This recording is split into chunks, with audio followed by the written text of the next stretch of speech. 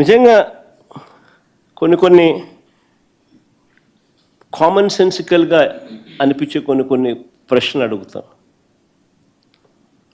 నకిలీ మద్యం వ్యవహారం వెనక ఉన్నది చంద్రబాబు మనుషులు. తంబళ్ళపల్లె టీడీపీ ఇన్ఛార్జ్ ఆయన. ఆ ఫోటోలో కనిపిస్తూ ఉన్నది తంబళ్ళపల్లెలో తెలుగుదేశం పార్టీ అభ్యర్థిగా పోటీ చేసిన వ్యక్తి. ఈయన పేరు జయచంద్రారెడ్డి. తెలుగుదేశం పార్టీ అభ్యర్థిగా ఈ వ్యక్తి జయచంద్రారెడ్డి అనే వ్యక్తి పోటీ చేస్తూ ఉన్నాడు. చంద్రబాబు నాయుడు అనే వ్యక్తి ఆయనకు బీఫామ్ ఇస్తూ ఉన్నాడు. పోటీ చేసిన వ్యక్తి, మొన్నటి ఎన్నికల్లో ఆ పార్టీ క్యాండిడేట్గా ఉన్న వ్యక్తి. మరో వ్యక్తి జనార్దన్ రావు ఆయన పక్కనే ఉన్నాడు. జయచంద్రారెడ్డి పక్కనే, చంద్రబాబు నాయుడు పక్కనే, ఆయన జనార్దన్ రావు. ఈయన సురేంద్ర నాయుడు. చూడు, లోకేష్తోనూ చంద్రబాబుతోనూ చక్కగా పోజులు ఇస్తూ ఆ ఇంటిమెసీని కూడా చూపిస్తూ ఎంత చనువుగా ఉన్నారో కూడా మీరే చూడండి. ఇదంతా ఒకంతా మాఫియా.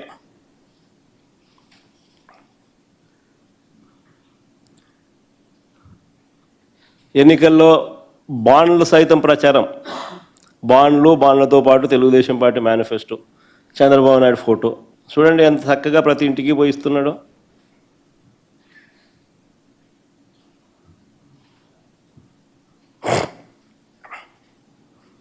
సరే, నేను అడుగుతా ఉన్నాను, ఈ జనార్దన్ రావు అని చెప్పి ఎవరైతే చెప్తా ఉన్నారో, జయచంద్రారెడ్డి, సురేంద్ర నాయుడు, జనార్దన్ రావు అని వాళ్ళ ముగ్గురు ఇంతకుముందు ఫోటోలు చూపించిన.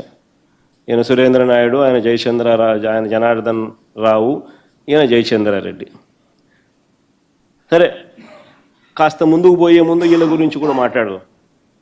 ఇదే జనార్దన్ రావు అనే వ్యక్తి విదేశాల్లో ఉండగానే 2 రోజుల్లో వచ్చి ఈ మనిషి లొంగిపోతాడు అంటూ వీళ్ళే శుతిమెత్తగా ఎల్లో మీడియాలో లీకులు ఇచ్చారు.